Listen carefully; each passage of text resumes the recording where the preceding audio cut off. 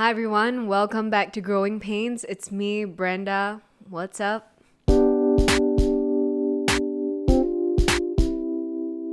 In this episode, we're going to talk about body image and fitness. And I know this is a well exhausted topic, and I'm like, can I really even contribute anything extra to this? But I do feel like in a podcast called Growing Pains. Part of growing up is learning to be responsible for and accepting yourself, which includes being responsible for your body and health and also your physical person. So whether it's eating healthy, minding your diet, or having like a fitness workout routine, I think this is something that we're all sort of thinking about. So yes, today we'll be talking about physical health. That's really important, but a lot of this also stems from mental influences and how we see our bodies. The pressure of seeing or being fed, ideal body types from the media, other people around you, or having body image issues that are either like deeply rooted in childhood or that we're just conditioned to notice and worry and find ways to change, that sort of thing. So buckle up because this is going to be a pretty long episode and also something that's quite personal to me. Right before we jump in, I want to give a huge shout out to today's sponsor, Skillshare. Skillshare is an online learning community with thousands of classes by creators and professionals for people like you and me who are sitting bored at home, or hobbyists who want to take the next step in terms of their like illustration, graphic design, photography, creative writing, fine art, or even like marketing and productivity. So premium membership gives you unlimited access to all of these different classes. I like this new one. It's called Mastering Illustration. It's sketching, inking, and color essentials taught by Jezza. There's also a really cute one called Fun with Faces to create a stylized digital portrait that I'll definitely be trying out. It's by Charlie Clements. So these are classes I like to go for because it's like really fun to learn and to draw along with them and to sort of like build another skill while enjoying yourself. And the app also allows you to like take it on the go, to like listen to classes and stuff on the go. So in case you're like tired of like mindlessly streaming in all of this content, if you want to do something that's like fun, maybe like an art project, or if you want to like learn how to, utilize the app that you bought on your iPad, Skillshare is really affordable too. So a yearly subscription will probably cost you maybe like $11-12 a month, which is like really great. So if you guys want to try Skillshare out, the first 1,000 people that click this link, if you're listening to the podcast, I will leave my link in the YouTube description bar. You'll get 2 months free premium membership. That means you can watch as many as you want, okay? So I'll leave it down below. Don't forget to check it out. Alright, so what is fitness? What's not fitness? I don't know if you guys saw my previous video on YouTube, but I did start working out as a routine. I shared what I did, and in that video I mentioned that I had started working out for myself for health and fitness, and I had never ever done that before. So previously I had always exercised because I wanted to tone up, I wanted to lose weight, I wanted to achieve a certain body type, I wanted to fit into a very particular pair of jeans. So when I didn't get the results in that short time that I was like impatiently waiting for, I would get really disheartened, or I would get really angry, or I would push myself to the point that I would get so sore or so burnt out that I wouldn't want to do it. And because I don't genuinely enjoy working out, I was like, I don't want to do it anymore. But now, I'm 24, I know it's not that old, but I get back pains. I know parts of my body don't hold up the same way that they used to. And for me, working from home, it's a very sedentary lifestyle. It may have been like seeing everyone else work out and feeling like, shit, I'm not doing anything, which I know like a lot of people feel guilty about as well, especially during the pandemic when everyone was trying to be productive. So I felt like maybe that was what I started with, but eventually I got really excited about seeing them gains. I enjoy the process and I do it when I want to do it. I don't force myself to be on any kind of strict routine. Now I see it as an incorporation into my life, like a lifelong habit, which I know sounds really lame and sounds like something a gym would want to sell you on. But yes, obviously I do it so that I can see results on my body. But I think the kind of results that I'm looking forward to seeing aren't the same as how I thought about it when I was younger. Unfortunately, I feel like a lot of us just generally have this idea of we want to be small. And now I don't quite focus on that anymore. I focus on the fact that I can see my muscles even when I'm relaxing. I think that's very exciting. So another thing that I really enjoy about working out is actually what it does for your mental health. So when my therapist first said this, like early last year, I did not believe her. I don't know what she called it, but when I tried to do my research, it says it's called resource tapping, and it's an EMDR related technique. This is a technique effective and easy to use for ego strengthening, affect regulation, and like stress reduction. So she told me that a lot of like, tennis players or, some sportsmen, she said she saw on TV, you see them sort of like tapping their knees. So it's just a rhythmic like left, right, and this sort of helps like rebalance your nervous system and like teach you self-regulation, and it's something that your brain can commit to, left, right to calm down. So when she introduced that to me, she said that running essentially does the same thing because you're putting one leg forward in front of the other and you are committing to this kind of like continuous movement. I feel like especially when I'm really, really anxious or when I'm feeling a little claustrophobic, running always helps because it clears the air. Even if it's on a treadmill, I feel like I am moving and I feel like I'm pushing this nervous energy out, and it really does help. After I run, not only do I feel like my stress is relieved, I also feel like because I've spent all this extra energy, I run out of like fucks to give and I'm brought to this like zen zone. And spending that energy really was a good way to like tire yourself out so that you don't feel like you have pent up like frustration or irritation like in your body. And then you also feel fulfilled, like, hey, I've done something for today, I worked out and I did something for myself. I don't know, I don't think you have to be a fitness fanatic to reap these benefits. I think you could do very moderate exercise. I know my mom goes walking like 2-3 times a day and she really thoroughly enjoys it, and I think you don't have to suffer to get the results. You can do simple strolls like how my mom does, or moderate levels of exercise. I think that's the best for most people, especially when you don't want to get intimidated or burnt out. So moderate means that you breathe a little heavier than normal, but you're not out of breath or you don't feel a pain in your chest, like things like that. Don't do that. And your body should feel a little warmer as you move, but not necessarily overheated or super sweaty or that you can't move it anymore, okay? If your legs are like jelly, then maybe you're overdoing it a little bit too much. Hey, if you want to push yourself, go ahead. But I say start out easy because then you keep the hype up and you make yourself feel like you can actually accomplish more. And that's actually what I do to stay motivated as well. I know I don't push myself over the board because there's always next time where I can try again. You know what I mean? So some of you also asked me on Instagram for more tips to stay motivated when you're also struggling with mental health or just a general like block towards starting to work out. And I would say make it enjoyable. Focus on activities that you actually enjoy and want to do. So for example, for me, I love hiking. I know we don't get much of a hike in Singapore, but I love hiking. I love cycling. Ooh, night cycling is one of my favorite things. It's so calming, it's so quiet. And as you guys probably know by now, I love dance cardio workouts on YouTube. Okay, I love the Fitness Marshall. I love Pamela Reeve. I love Mad Fit. I just love like these fun dance stuff. These are things that I don't think of as working out, and these are things that I genuinely enjoy doing. So once you get yourself in that sort of like I'm ready to be active mood, even if you don't think of yourself as working out, you are still working out and you're doing something that's for your body. And the second thing is being comfortable. I know for me it's really important not to do anything that makes me feel physically or mentally uncomfortable. If I'm pushing myself too hard, or if I'm working out in, let's say, a really small gym with one other guy that keeps staring, like I won't feel comfortable, so I don't feel like I would want to go back. Being comfortable can mean different things. So whether it means like donning an actual sports bra that fits you instead of one that's not quite as sturdy,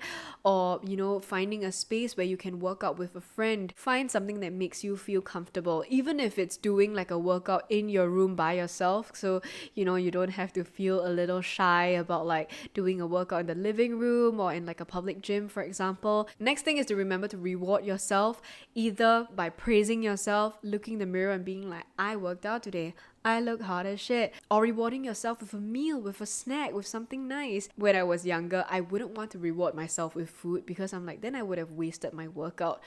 But then that sort of denies you of the food that you get to enjoy. I felt like my brain was like resenting working out, because if I wasn't working out, let's be honest, I would grab that cookie, I would eat that like bowl of cup noodles and that sort of thing. So it's very important to like always keep yourself at a balance, and I do like to reward myself with snacks. And finally is to make exercise a social activity. So lucky for me, The activities that I enjoy that I sort of mentioned earlier, hiking, night cycling, all of these things I don't do alone because I don't think it's safe lah, for one, and secondly I just enjoy doing it with company, so I can always turn these activities into social activities. I can call my friends along, and then there's accountability too, because you're like, hey, we're supposed to go here like on Friday. I think even if you want to like walk around your estate, you know, in the evening and just have an evening stroll, you can bring your dog out, you can bring your mom out, you can bring your siblings out and just have a chat. Do whatever you can lah, make it fun, don't make it feel like it's an obligation, you know. Fitness is always something that you want to do for yourself,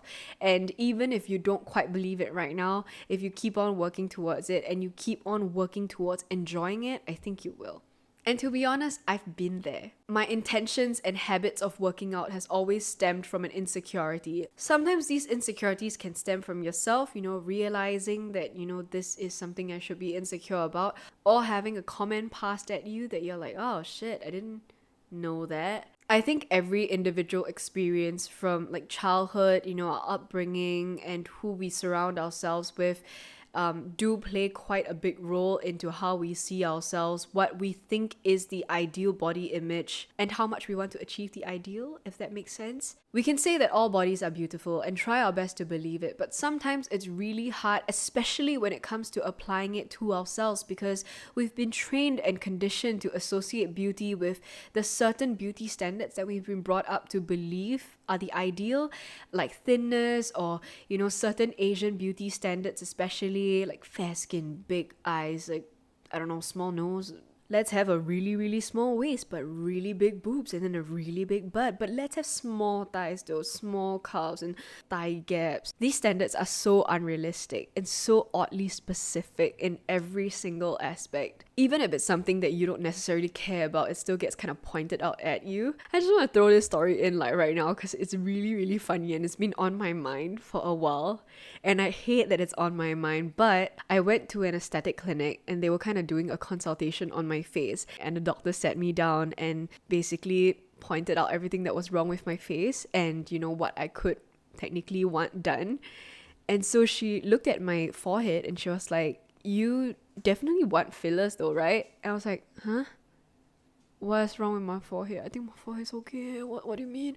And she was like, you've never noticed, like, you have quite a prominent like dip on both sides. So what she meant was like near the contours of the sides of the forehead, like it sort of concaves in a little bit. I don't obviously look like I have my head smashed in, but just a little bit, and it's not like a perfect curvature. So she was like, you definitely want fillers for that because the gold standard is to have a smooth forehead.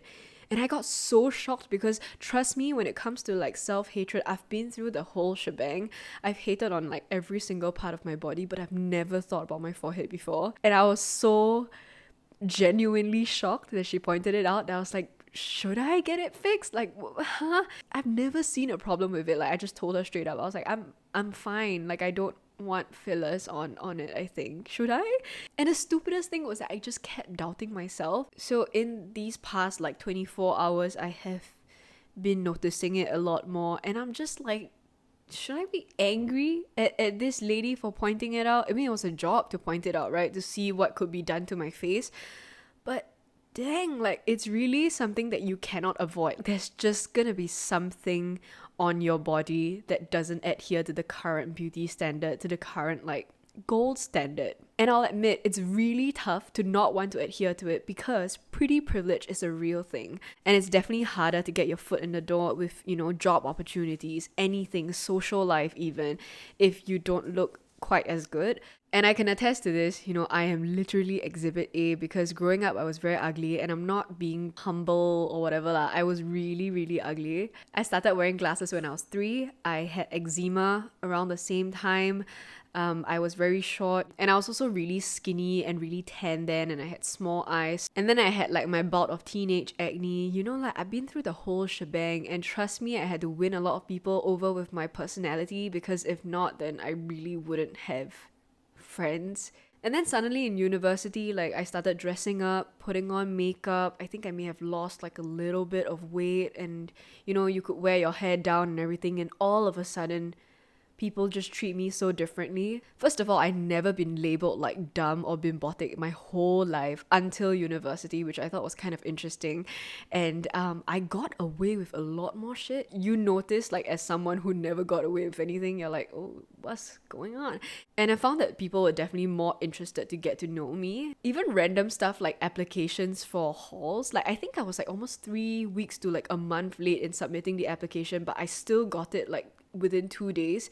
Is that kind of thing that makes you feel like, life is so easy, like no problem in the world kind of thing. And after experiencing this, I know why people are vain, and this is why I am vain, because I just get better opportunities. Things come easier for me. I get to, work like this for a living and just like show you my face, right? I don't think, let's be honest, you guys would be as keen to hear from me if I didn't at least look pleasant or presentable. There is a lot of guilt in feeling like you don't fit the ideal body type, which I feel as well. And the stupid thing is that it changes all the time. I love that because, now thick and juicy girls are in as well, but also at the same time, these women are enhanced to be in a way that's like dramatically curvy that I feel like not all normal body types look. So there's a conundrum there, right? On one hand, I can look as good as I possibly can and reap all of these benefits and opportunities. I like to look cute. I like to be presentable. I like to feel confident. And on the other hand, there's a sense of shame attributed to being vain and caring about how you look.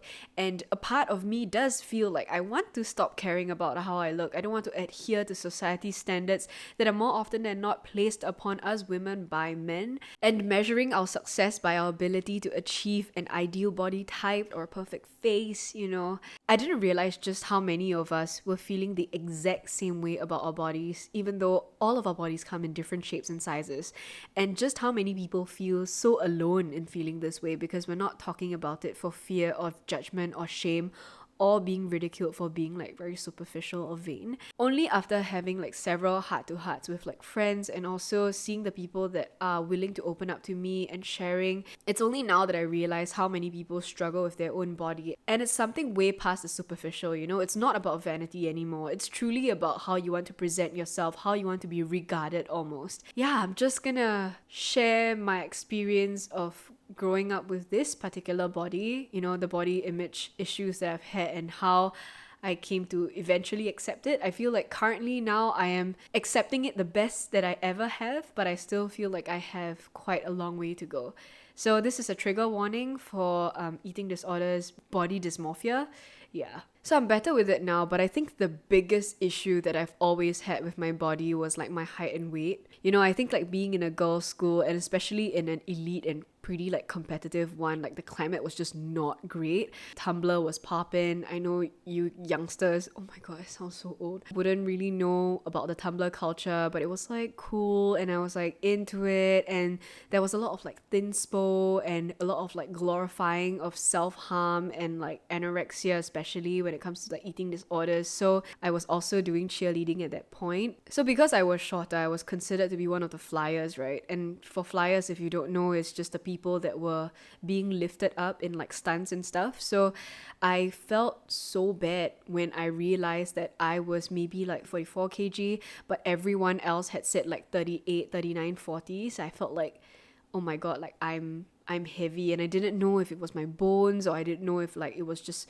fats that I needed to lose or what. And I started like feeling like I had to restrict myself. Secondary school Brenda had like zero self-discipline when it comes to anything, like doing homework. Because Tumblr was so popular, they would do really weird like 500 calories today, 400 calories tomorrow, 300 calories the next day, and then 200 and then 100 and then go back up. So they'll give you literally like anorexia inducing plans that I could only follow for like maybe 3-4 days max, and then I'll binge and then I'll feel so like worthless and so out of control, and I'll feel so fat, and I would purge them out. So I'm really sorry if this is like triggering to anybody, but purging is just inducing vomit, and I would do that quite consistently, especially after I binged, because if you purge like without eating, like you get a lot of the acid reflux and everything. So I took the time to make myself the most disgusting food. I don't even think I would eat it now, dude. It was just like white rice with a slice of cheese over it and like tomato ketchup. And that was like my binging food. I don't know why. And like I'm not a good purger, so I would have it stuck up my nose. It would burn. There'd be tears in my eyes, and my entire face is like so red. And I feel like from that pressure of like purging and stuff, and just like a general lack of skincare, like there was a lot of like acne on my face, like very angry, deep ones as well. And because I hated myself so much, I would like pick at it all the time. I was like so obsessive, right? I was just like depressed and anxious, and I feel like it showed in my body because I was also self-harming. So I know I'm like glossing over a lot of it right now, but I think like when you are anxious and depressed and when you're in that like mental state, you don't really remember much of it. So ironically, from being like a 42 to 44 kg, I had gained all the way to like 48 to 50 in a short span of time, like 6 months. And I was just miserable, like straight up miserable. And I started wearing even more oversized stuff because like the trend was to wear it a little oversized, but I went like overboard and I wouldn't wear normal clothes anymore. Like even when I went out with my friends, right, I would wear like our house tee, like a kind of like school tee, instead of wearing like normal ass clothes because they're so oversized and they made me feel like more comfortable. And I think the only thing that got me out of it was truly a change in environment. So only in JC, when I did like dance and theater and I was like more intensive and they make us do like physical training as well, I actually ended up like losing this weight and I guess like toning up. But only in JC, I think, was when I realized that I had boobs. It made me feel very uncomfortable because both the girls and the guys in class would point it out. I was also facing a lot of mirrors at that point, like way more than I ever did in the past, and we got measured for costumes all the time and stuff like that. And a lot of my classmates are like taller and skinnier. I guess like when you look at someone else's body, you don't really see flaws and you see all of these in yourself. And this feeling of like having my body be looked at constantly obviously like progressed into uni, and now like when I'm on YouTube, I'll be honest, like it was really difficult to love my very average body. So I struggled with that for a really long time, but I feel like what finally took me out of this like endless cycle was focusing on strength and health and what my body is meant to look like. I think a lot of people forget that our bodies are just meant to look a certain way, including myself, and I just stopped anticipating the results that I'm never gonna have and started living for myself, truly thinking about what I wanted to present to the world with this body that I have instead of trying to attain someone else's body. I think like coming into acceptance, like self-acceptance and body neutrality, which is just feeling neutral about your body, not feeling like the need to love it and definitely not hating on it or resenting it, is very important. Yeah, like I'm always gonna wish that I could be a little taller. Like if there's a supplement to make me taller, I would take it, but why would I beat myself up for something that I have literally zero control over right now? They're all sort of predetermined based on your genetics, based on the habits that you've been brought up on. So I think the one thing that I try to remember is to love my body for what it can do and not what it looks like. And to love myself for more than what I look like. Finding that comfort within yourself and what you can do, what's within your control and what's not within your control, I think brought a piece of sense to me that like is quite invaluable. I would like to share an Instagram account that I've noticed recently. Thank you, Bridgel, for introducing it to me, which is called bodyimage_therapist. And I actually want to share a couple of posts with you. So the first one is affirmations for body neutrality. So what I was talking about earlier. It says, regardless of whether I like or dislike how my body looks, I can still treat myself with dignity and respect. I notice how the thoughts and feelings I have about my body are forever changing, and I don't need to come to a fixed conclusion about my body in this moment. My body just is. I, others, and the world will interpret and give meaning to what they see through their unique lens, and I let go of a large part of my need to control the perceptions placed on my body, positive or negative. And the other post that I want to share is called The Quietness of Body Acceptance, which I feel like I can relate to. Eventually, you'll have more and more days where you'll see your body reflected in the mirror and you'll feel a sense of quiet acceptance. It won't be an over-the-top grand moment. The quietness of it may even pass you by because your body image isn't a sore point anymore and you've started to focus on other parts of your life and being. Your time spent with the mirror may even be so mundane that it fades into the background of your day and no longer registers as an issue to think about. The shift won't be because you have done anything special to change your body. It's that you will have peeled back enough layers to actually see yourself, your whole complex self. And your body is just an aspect of that, a physical space that holds what really matters. You'll be seeing yourself from your heart instead of your mind. And I felt that, I really felt that. I think this year was the time where I really felt that. And I think what also helped was acknowledging that even if I am the same height that I was 10 years ago, my body will change and adapt, and I'm an adult, so it doesn't make sense for me to expect myself to be like 40 kg, 38 kg, and be upset when I can't reach that ideal, because that's impossible. And I know that loving your body for what it can do and not what it looks like is really difficult, because we have taken, for most able-bodied people, we have taken all these things for granted, but it is helpful to constantly reaffirm yourself and check in with yourself. Instead of looking at my forearms like being chubby or whatever, I'm just thankful to be able to lift my hands over my head and to be able to carry my heavy like NTUC grocery bags, you know what I mean? That's why getting into fitness and exercising and having a routine, lifting weights for me is so exciting, because I do get to practice this kind of like gratefulness to how much my body can achieve. And you know what? I love to be my own hype girl. Some days I'm like, oh, what's going on? But other days I'm like, dang, I look good, especially when I dress up, especially when I put on a full face of makeup that I know I look fly in. I don't mind being like, all right, bitch, how you doing? Like, okay, like, really hyping myself up, because if you don't do that to yourself, like, no one will. This is actually very interesting, but I always felt a disconnect between how I wanted to look and how I actually looked. And I think that's why I was so depressed. I felt like I wanted to be tall, skinny. I wanted to be like a little bit more androgynous and cool. But then like looking at me, I'm like, what the hell? Like I look so different. And the more that I try to bridge that gap, the happier I am. And I didn't realize that this would be a thing, but let's say getting tattoos, for example. Always loved tattoos, but I always thought, hey, I'd be too fickle-minded. It wouldn't be allowed in the office, or maybe like, what if my future partner's parents don't like it, that sort of thing. But now I'm like, no, like I'm not gonna worry about those things in the future. I'm just gonna do what I like now. And knowing that I'm pursuing like an arts career, I don't think I would be in a place where tattoos are not allowed. So getting the tattoos that I've always admired on other people's bodies actually do a pretty good job at bridging that gap. And I've also stopped dressing for other people, and I've stopped dressing for like what I think my body type should dress like. So previously, because I am just kind of like an average with like more curves than usual, so I always thought, okay, I have to wear stuff that like flatters an hourglass shape. I need to, have stuff that accentuates like my boobs. I have to have like an A-line skirt and this and that.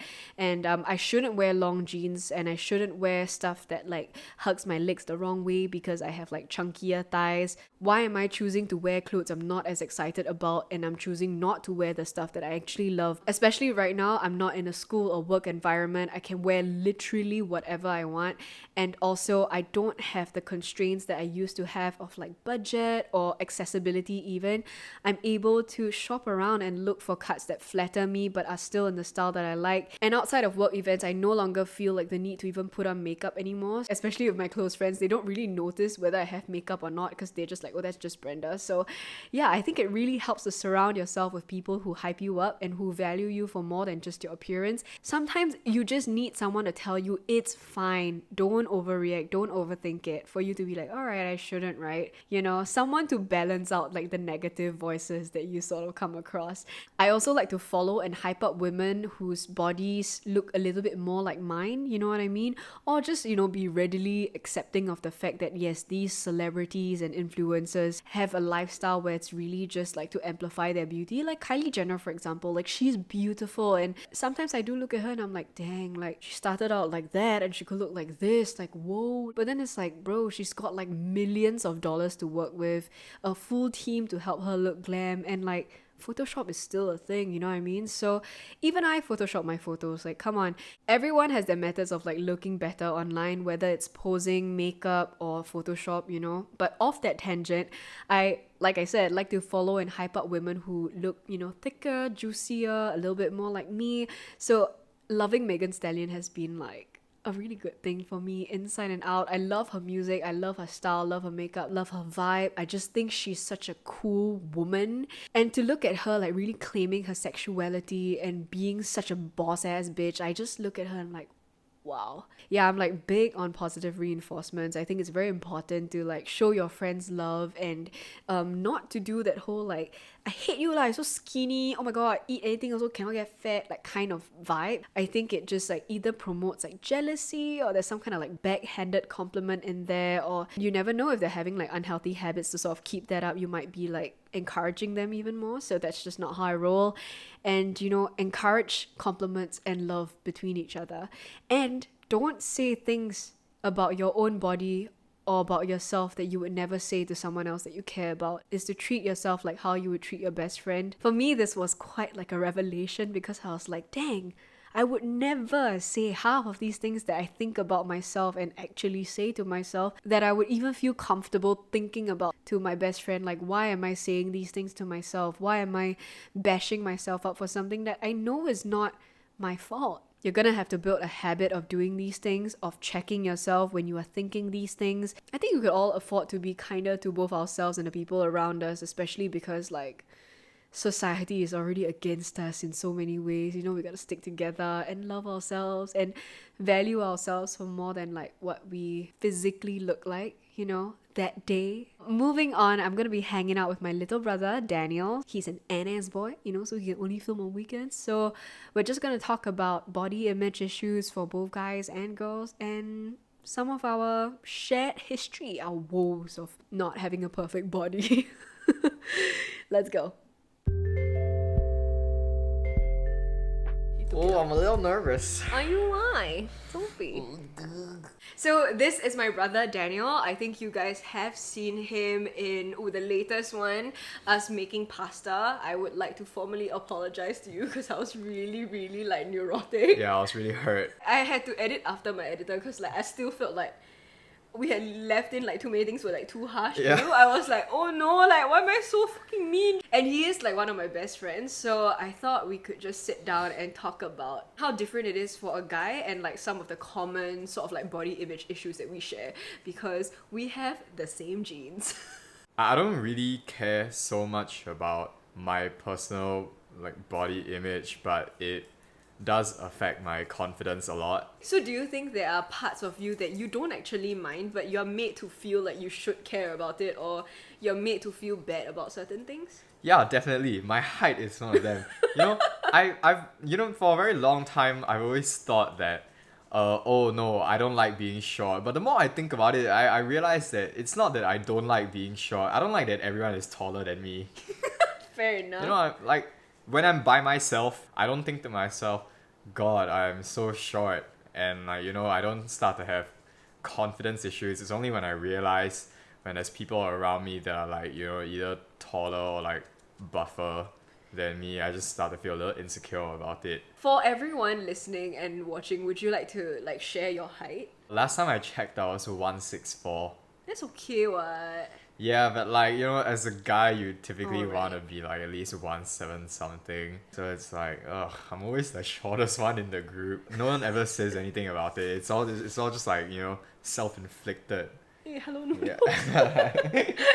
That's really sad. I think for me it's the same. So like, you know, in my industry, an industry where people make a living literally off of their appearance, including me lah. You can argue that I do the same, right? So at events like that, like I used to get really insecure and I used to feel really bad about myself, and there were times where I just like felt like I didn't belong, because a lot of times like these women are professional models, you know, actresses, people who are really beautiful. So like I'm in a room looking average at best, but then the moment I leave it, I'm like fine already. Okay, yesterday I went out with a couple of my friends, right? And then the funny thing was, okay, it was two girls. One of them posted a video of us on the Instagram, on her Instagram story, right? On the Instagram. When I looked at it, it was just a video of me walking side by side with the other girl that was with us. And I felt like really insecure after I saw it, because like her shoulders were broader and everything. She looked like she had more muscle. And you know, you talked about like, oh, we have the same genes earlier, right? Our brother always complains that he's getting kind of fat or whatever. And like, you know, he's always like a little bit salty. Calling him out like that. He's always a little bit salty at me for, you know, getting the skinny jeans. Oh, I am too, trust You know, me. having great metabolism or whatever. But honestly, I'd rather be like a little stocky rather than being I've been called a twink before. Oh no. Yeah. Oh. Yeah. Huge blow to my confidence. It's funny because I'm in NS, right? I really thought I got buffer. Like, I can tell I did get buffer just by looking at myself in the mirror. Uh-huh. But in the grand scheme of things, I think I'm still a twink. What is the meaning of a twink? A twink is like someone with very little masculine traits, you know? Oh. Let me look up like Urban I Dictionary. thought it was like a type of gay guy. Like, No, not all twinks are gay. Sorry, I didn't know.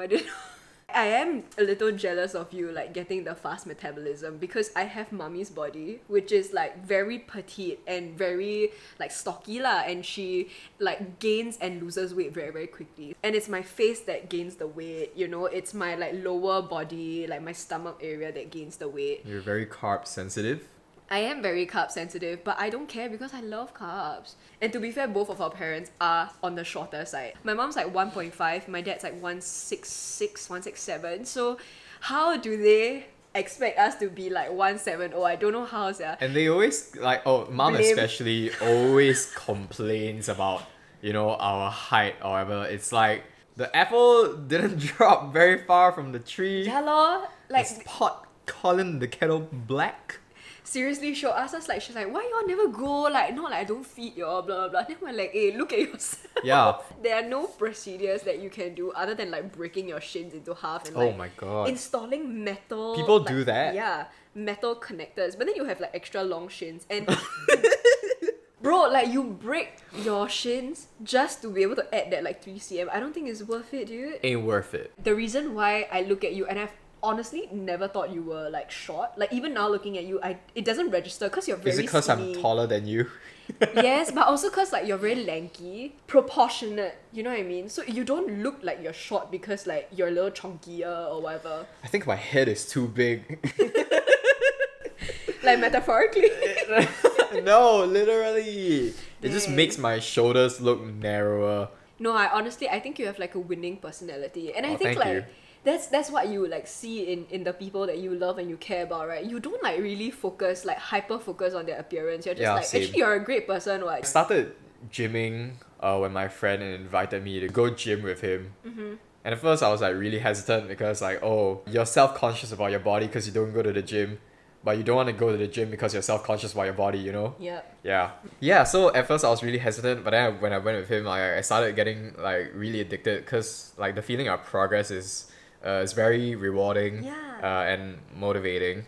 It's a morale booster and like you can actually feel yourself getting stronger. I really enjoyed that, but like no matter how often I went to go work out with my friend, I still felt like, you know, even if I was putting on a little bit of muscle, when I look at people around me who don't even like gym regularly or whatever, they're just born a little bit bigger. Is it even worth trying? Oh no. Yeah.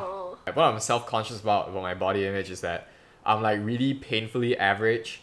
I'm not super hot. I might be really lanky, but I feel like I'm not cute enough to like pull that look off, you know what I mean?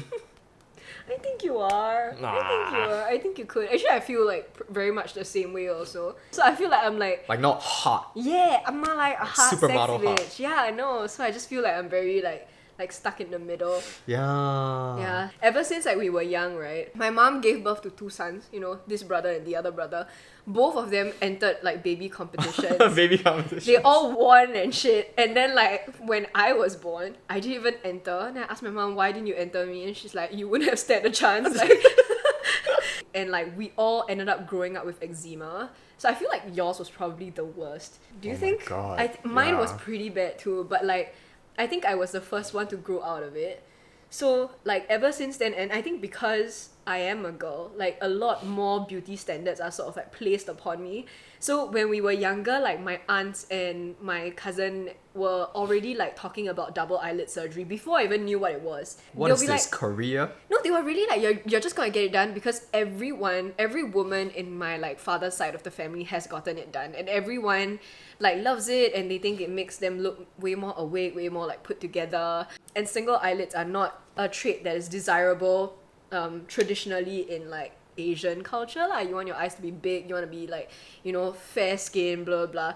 And I didn't fit into all of that. I had like tan skin growing up, small eyes, had glasses. So with the eczema, it was like way worse. And I feel like I was always put in this like ugly duckling sort of category. Oh. Yeah, and it really sucks because like I have a cousin that's exactly my age, so I was like directly compared to her in everything that we do, including like all these beauty standards. Typical cousin stuff, right? Yeah, and like her mom's a little taller, so obviously she grew a little taller. Then like, there's nothing I can do to like win this competition. You know what I mean? It's like a genetic race. Like there's nothing I can do. I think she probably felt the same way, but like because we were compared like that our whole lives, I saw like this habit sort of spill over into like between my friends and everything. So I was called like pi bao gu in Chinese, which is like skin over bone. A bag of bones. Yeah, a bag of bones, exactly.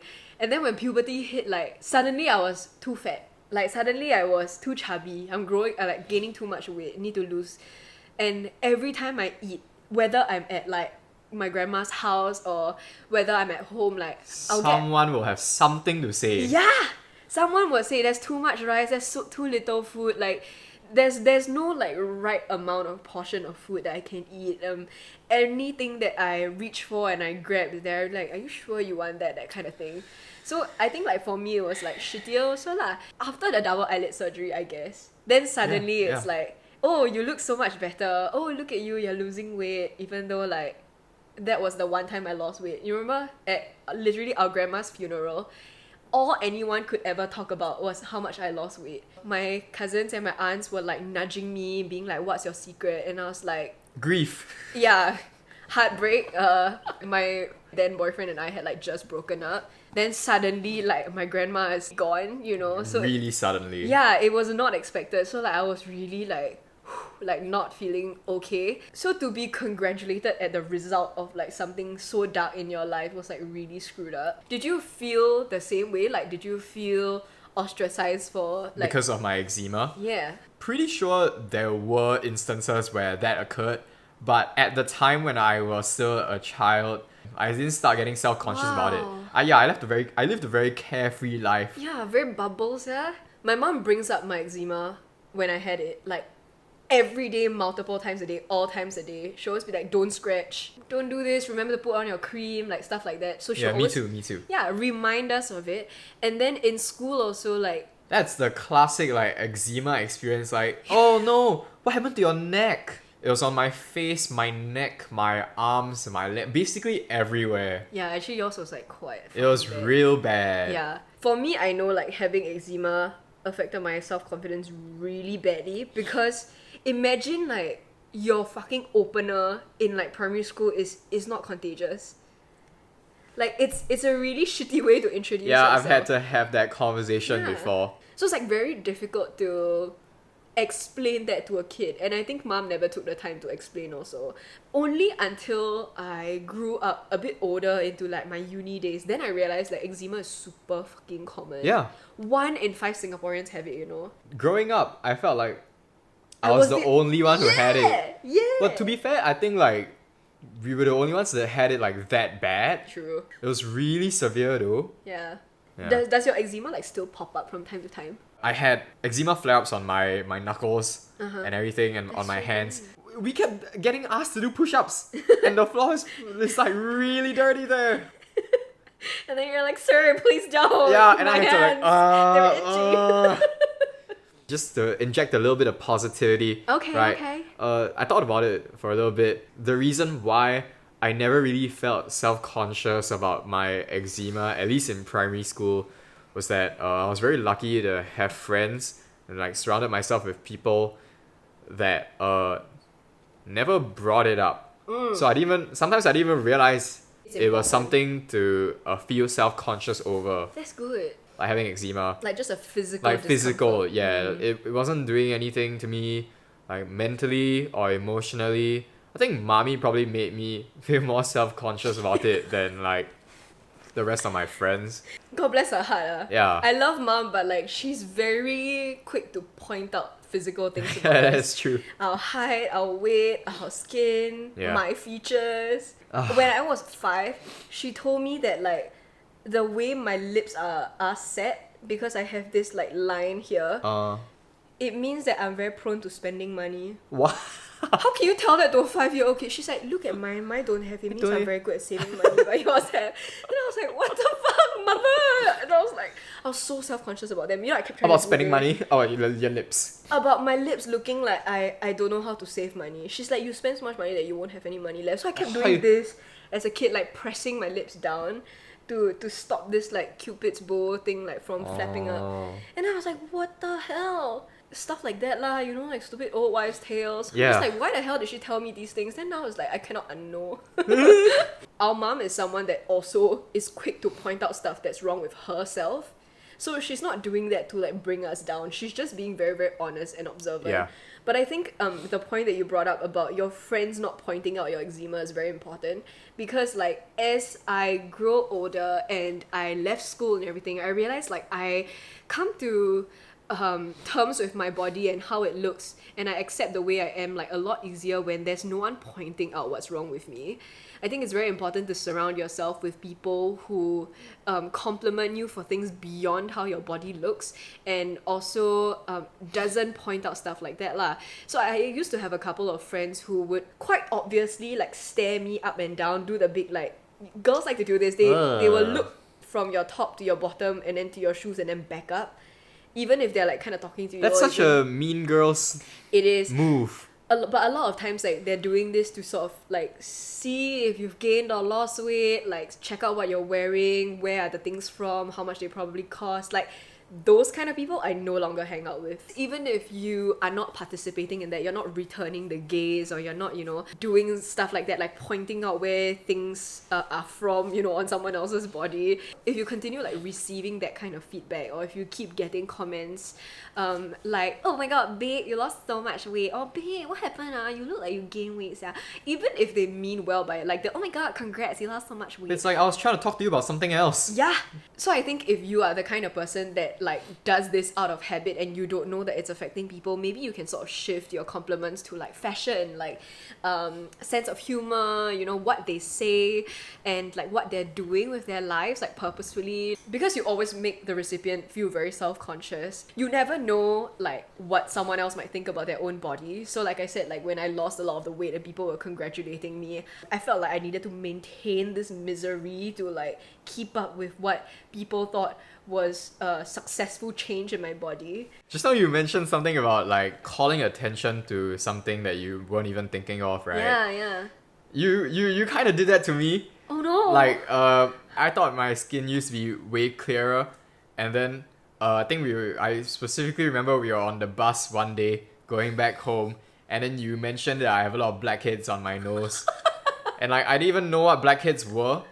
And then you're like, oh, you know, you have them here. And like, you know, then you go home and try squeezing your nose for a bit or whatever shit.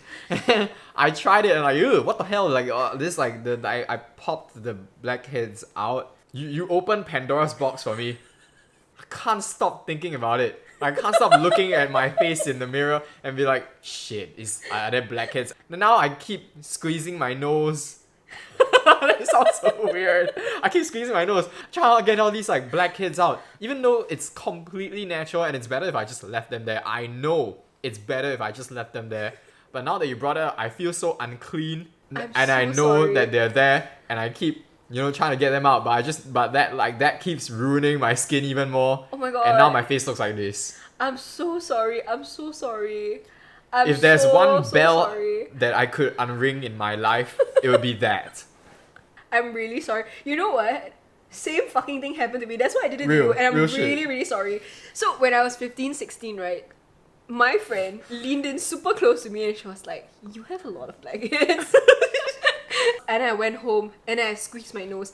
And then like, you know, you see Yeah, the yellow thing yeah, like yeah, climbing yeah. out. It's like gross but satisfying at the same It time. is very, but it is very satisfying. Yeah, so I started picking at my skin to be able to get more of that out. And I started picking around here. Yeah, So I don't know if you same. see like Everywhere. yeah, My and cheeks sometimes as like well. the pimples would come out, or sometimes I would damage my skin doing that so hard.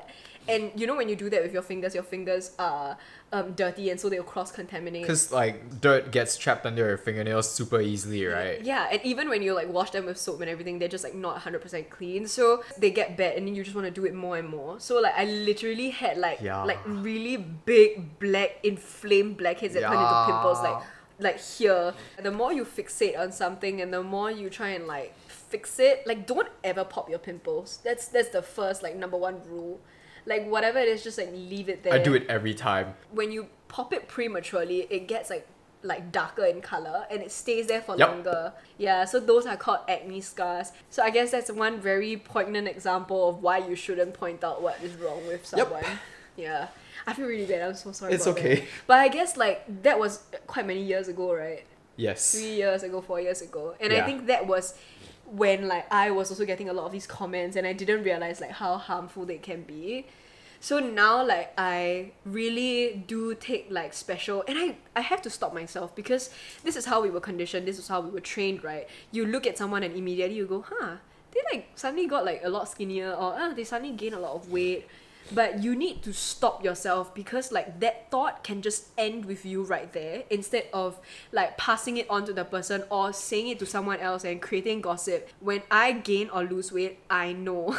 I am aware. I do not need you to point it out. And like if let's say it stems from a healthy habit and I've been saying, hey, I've been working out, and then you tell me, hey, nice arm muscles, they're growing, I can see it, your workout is paying off, then I'll be like, thank you so much. Because this is something, right? Yeah, I've already said, and this is an achievement that I feel like I've accomplished. But if I'm just minding my own business and then you go, hey, nice job, you trying to fatten up, is it? And I'm like, what the fuck? I feel like one of the last things my grandma said to me was, you just stay at this weight, this weight is perfect. You gain a bit more, then it's like fat already. So she was trying to compliment me. She was like, now it's nice. Just don't gain any more weight. And then I was like, I'll try. Thanks, Grammy. How do you feel right now about your body? I can't tell if I'm satisfied with it or I'm like not satisfied with it. Cause on one hand, like, you know, I think it's nice to be lean, but then at the same time, mom, it goes back to mom again, right? It goes back to someone else's comments about your body. You know, if you are so lanky and you're not like stocky enough, like Koko, girls won't like you because they won't feel a sense of security. I feel like it's kind of true though. Not really. I've had a lot of friends in my time that like skinny tall guys or like skinny like toned guys instead of like the big buff guys. Skinny tall guys. Exactly. But I do know that like how you see your body is very different from how someone who loves you will see your body also. So I try to bear that in mind lah. And I try not to take it too seriously because like your body's always gonna be changing and growing and evolving. Even if you feel like you're not experiencing like growth spurt or like a puberty the same way that you did in the past. Yeah, I think I'm okay with how I look. And I think I, most importantly, focus on being appreciative of what my body can do more so than how it looks. Yeah, that's why like for me working out and using weights and stuff is actually quite exciting for me because like I get to see myself lift the same weights but then feel stronger, feel like it's easier, or be able to like improve my form, and that to me is a sign of like power and ability more so than how I look. Being a really skinny, lanky guy. I know it sounds like kind of like dumb and like barbaric, but like I just don't want to like feel like I lose in a fight to everyone I meet. Right. You know what I mean? Right. Okay, you mentioned like pretty girl privilege, right? Mm-hmm. There's tough guy privilege also. People don't fuck with you when you're big. That's you know true. what I mean? That's true. Right. Like I get pushed around really easily, especially like I guess in NS. There's always that like male testosterone going around a lot because it's an environment where it's all guys, and that can get kind of toxic sometimes. Body image for me relates to strength. strength relates to security. And security is like, if you don't have it, what do you have? Insecurity, right? For you, it might be due to, other people judging you. For me, it's like unga bunga. Like, What the hell is that? it's like, it's so unsophisticated. It's like caveman, like, Yeah. could I take this guy in a fight? That, like, no matter how much we've advanced, that's always gonna be a worry until we even the playing field. Let me ask you this. Yeah. How do you think I feel as a woman that's smaller in size and a little bit curvier? Do you know how often I get sexually harassed, like on public transport? And even as I was growing up, even with short hair, wearing uniform, oversized uniform, stuff like that, the amount of times that I've been harassed or approached or had men like try to treat me like a 小妹妹 even though I'm like 24, turning 25 already. Because you look easy to mess with? I look easy to mess with. I'm short, I'm approachable, I have glasses on. Taller girls, for some reason, don't experience it as much. I think I'm just swayed because like I look approachable and I look like I'll be a good target, that kind of thing. Like flirting or like, trying to get their way in a more like... It's always stuff that's like harassment, but like it's so borderline that you can't do anything about it because it's not a big enough case. But it's still really rude and very it makes me feel very uncomfortable. Yeah. And very affected also. Unsettling. Yeah. So what like the reason actually why I got my tattoo is partly because of that, because I wanted to seem... To get street cred. Partly to get street cred, okay, because I feel like I look better with the tattoos and I think it represents me a little bit better. But also, right, ever since I got the tattoo, and I did like have fake like Jaguar ink tattoos before, and I had like stick-on tattoos that were quite realistic. I realized that when I did have those, I wouldn't get approached by like men as often. When I look a bit fiercer, they just sort of give me a personal space. It almost gives me like a first line of defense, which is like really, really sad. And when I told my mom about it, right, because she asked me like, is that real? And I was like, yeah. And then she was like, why do you get it? And I did tell her part of the reason why I got it is because I don't want to seem like an easy target for men.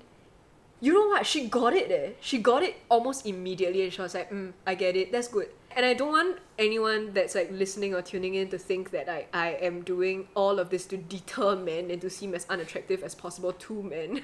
But it's a way of like reclaiming your body. It's empowering. It's the same way with like dressing nice, it like boosts your confidence. So I know you did kind of talk about like fashion just now, and we did talk about like tattoos. So I know that like body mods and like the way you dress, your sense of style, your fashion does also define you, and I would actually argue that that's a much better way of expressing yourself and getting compliments for, rather than like how your body naturally looks, because that's not always something you can control. The thing about dressing up, right, like I really have to take my body type into account when I dress up. I tend to run into the problem that, this outfit works on him, the model, because he has chest muscles and his triceps are big enough that he can fill out the sleeve. Oh my god. And when I try to do it, it just looks weird and I look childish because like there's so much loose space. Like it's not filled out, it just looks like ill-fitting. I tend to look better with baggier clothes, like stuff that's more flowing. Because, well, first of all, it hides the fact that I have no muscles. You do. You just don't have like the bulging kind. I'm like... You're a lean, mean I'm fighting lean. machine. Yeah, I just don't have the bulk that's needed to work with some outfits. You know what's ironic? What? Is that I'm the exact opposite. Because like, I've got boobs. So when I go like to Thailand, right, those Thai like store sellers are very, very, very blunt. They're like, no, you can't fit. Then I'm like, okay, sure. Because they will take the clothes back from me. And they'll be like, that happened to me like when I was like 17, 18, 19. And now I think like because I look like I have more purchasing power, so they will just insist I buy anyway, and then it cannot fit. So a lot of times like I can, let's say if it's a dress, I can zip it up all the way to my boobs, then cannot. Or if I get something and then like my boobs literally I cannot wear a bra, then I look like my boobs are in the back of my my shirt. Like it's just like pressed so far in. Yeah. I don't know. Like, so it's very funny. I asked you guys on Instagram whether you have any insecurities, and the funniest thing is, right, the bodies who Yeah. I feel like I would want to have, right, they're all talking about like having small boobs or having small butts, and I'm like, are you kidding me? Like, we can trade, girl. You know the thing you said about like, you know, you how you don't want a big butt? Yes. I feel the same way. Wait, what? Yeah, I told Coco before, I feel very self-conscious about the size of my butt. Like, I think it's too big. Sounds weird, What? right? You've never told me this before. Yeah, I've never told you this before. But, Oh my like, god. having a big butt as a guy, do girls like big butts? I don't think girls have a preference for straight guys having like a butt or no butt. You know, guys have this thing where they slap each other's asses. Like, slap ass, and then they'll like, Didn't slap know your butt. that. I don't hang out with straight guys. Dude, every time that happens, this has happened for like so many times in my life. Like secondary school, I think it happens sometimes in JC too, especially in NS. We just change around each other because we're all guys, right? And then like I change facing the locker, my butt is facing outwards, right? My butt is facing outwards, and that makes me a fucking easy. That makes me a really Just swear it's okay. that makes me a fucking easy target because my ass is huge and I'm turned to it, and like, you know, I don't know if it's like instinct, but guys, when they see a big butt, they just want to go slap it. And they can do it to me because I'm a guy, even though it is sexual harassment, right? It is. I don't want to get my ass slapped. That's why I've always had like a big complex over it. I've never had girls compliment me on the size of my butt before, and all I get is harassment from guys. The first time I started noticing that I had a big butt was when I went to my friend's house, right? Like, he had a housewarming party or whatever. Like, I think we were in primary school, Okay. maybe like lower sec, and like we were showering together, and then like he was like, "Daniel, you have such a big butt." I'm like, what? My butt's normal. What are you talking about? Then he's like, and then he slapped my butt. And I was like, I wanted to get him back, but I noticed that his ass was completely flat. So there's like no reason for me to do it That's anyway. So, can you stand up? Can I see your butt? I've literally never known.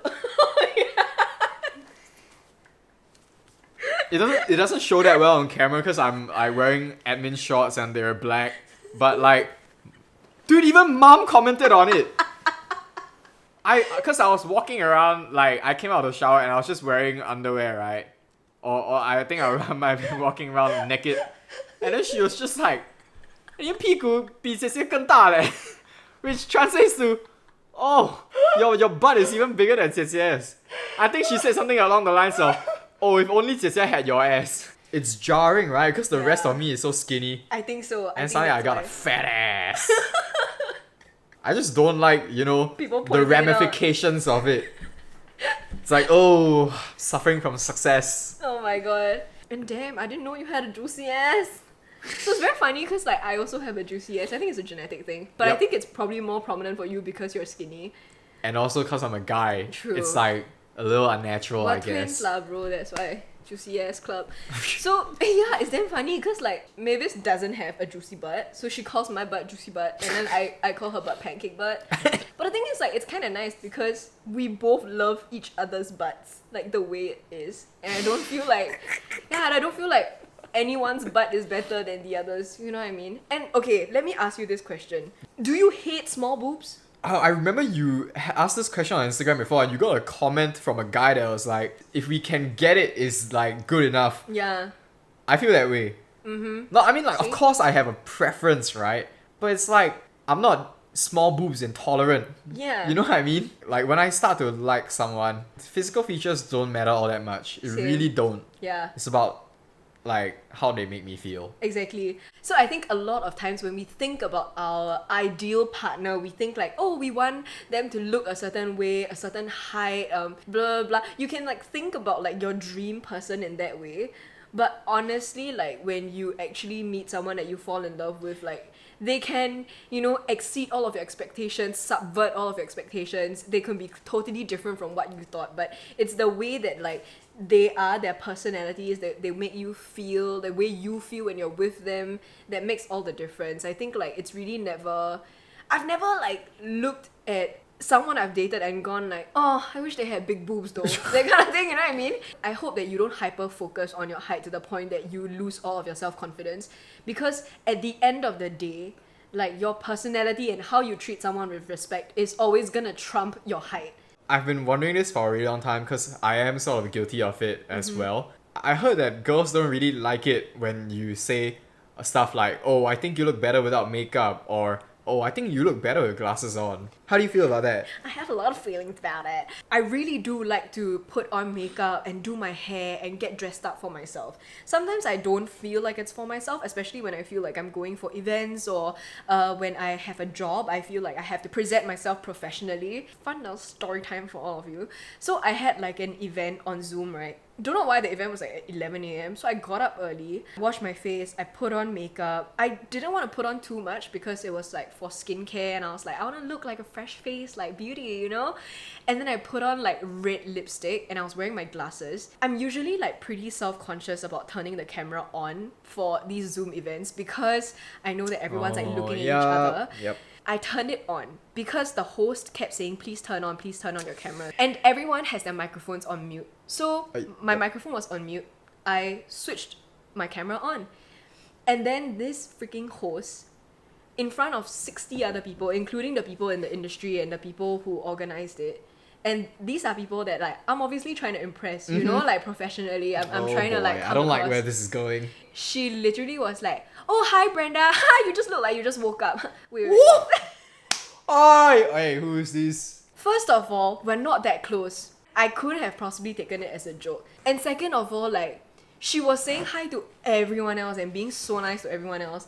And the moment I turned on my camera, she just called me out in the middle of like everyone just to say that I look like I just woke up. I would have been offended if that was the truth, but I woke up specially to get ready for everything. Yeah, I thought I looked good. Can I say something else? Yeah. That's such an insensitive move because you had a guest who didn't want to turn on their camera initially, right? Yeah. Yeah, why do you think that is? Maybe they're like not too secure about it and you're gonna fucking call them out in front of everyone the minute they decide to open themselves up. It's such a sore spot for me because like this is exactly the same makeup I had when I attended the Zoom event. I do have makeup on. Very, very simple, very minimal makeup, not a full face glam that I usually do. The only reason why she said I look like I just woke up was because I looked like this and I was wearing my glasses. And I have a personal insecurity about wearing my glasses. You know how in Western movies they always take the glasses off like ugly girls and they're suddenly pretty? I've been wearing glasses since I was 3. I have very, very high astig. There are no contact lenses in store right now that have my degree. I have to custom make them and they have to take a month to manufacture and I have to do them overseas and they're very, very expensive.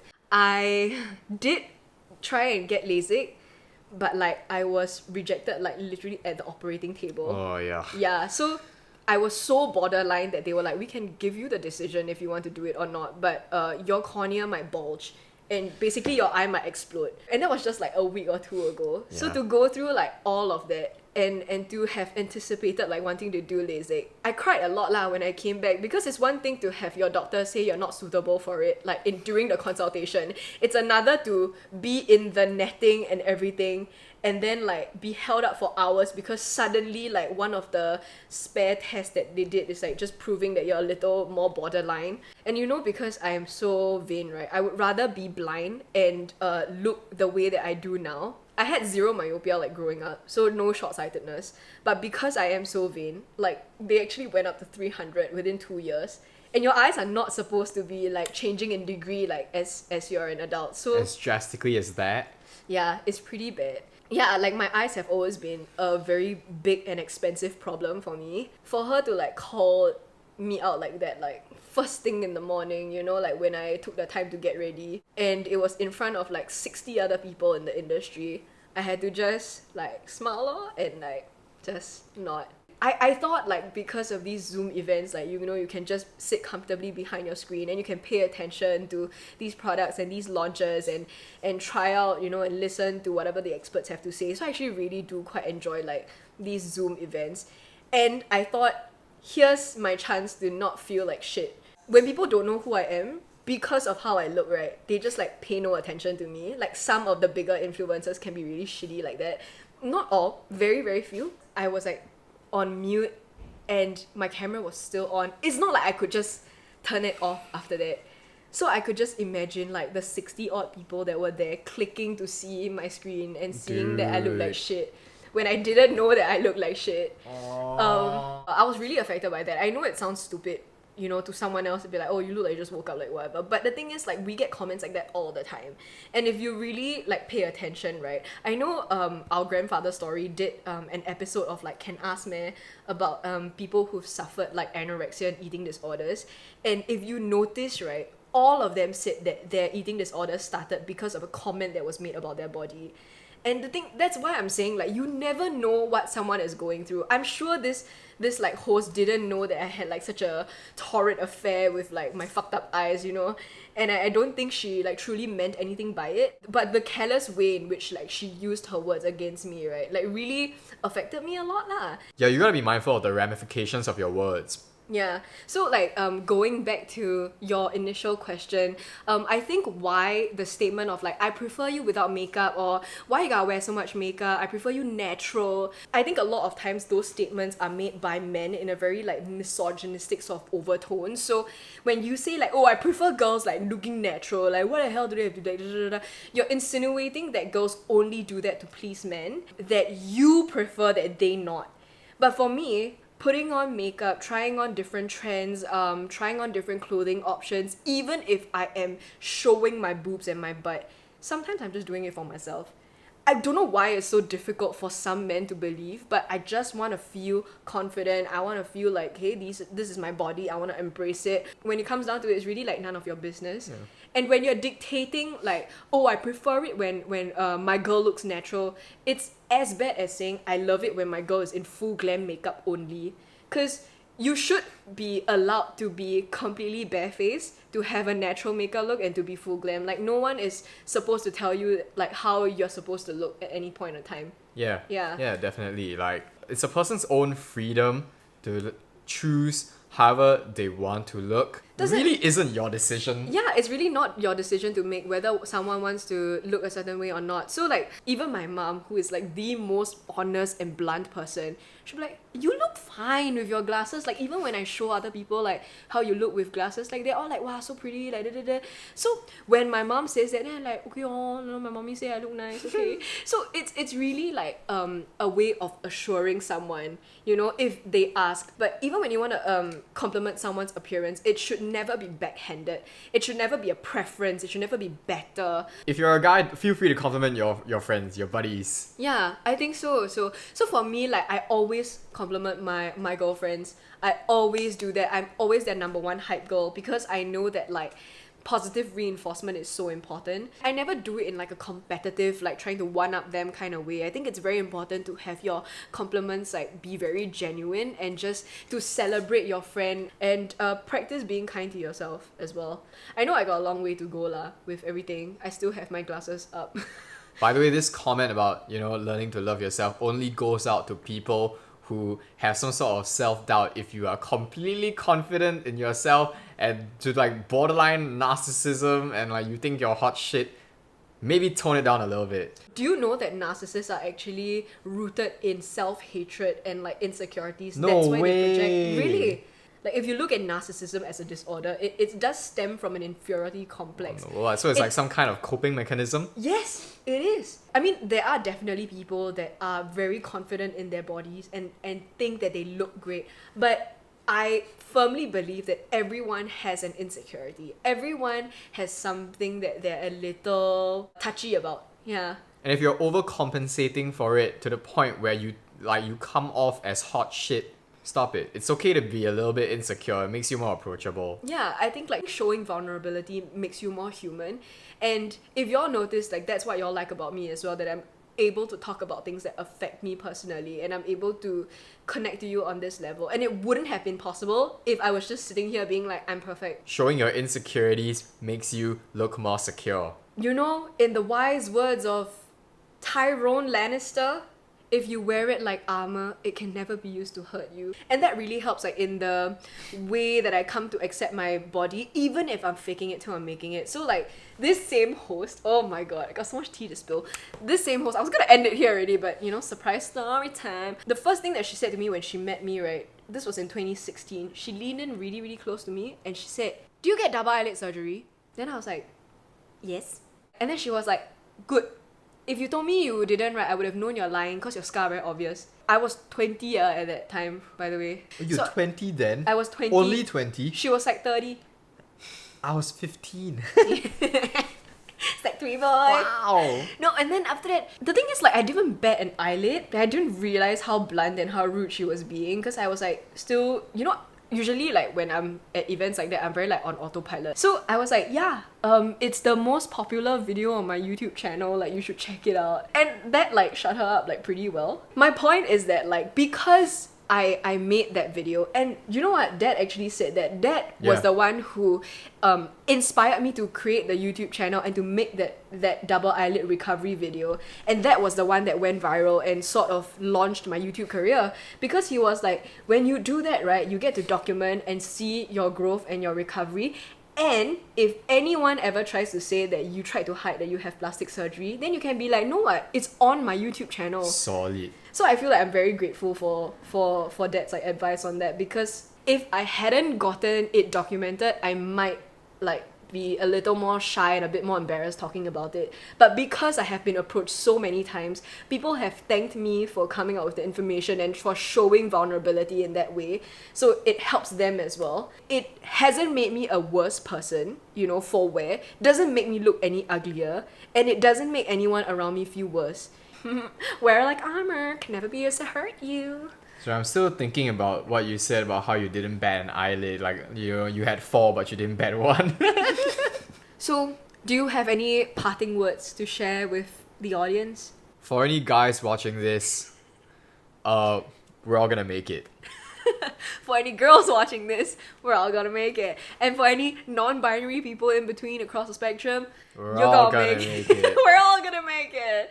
Yeah, so thank you so much for tuning in. I hope you guys enjoyed this episode. Talking about, like, body image and fitness and confidence is something that, you know, we can go on for hours and hours. You know, we literally have gone on for hours and hours. Yeah, we literally have. This is something that I always feel like is difficult to talk about because, like, it's at risk of, like, sounding superficial And preachy. preachy. Even though, like, you know, all the questions Are and, very like, valid. problems that have been raised, yeah, we go through it too. Yeah.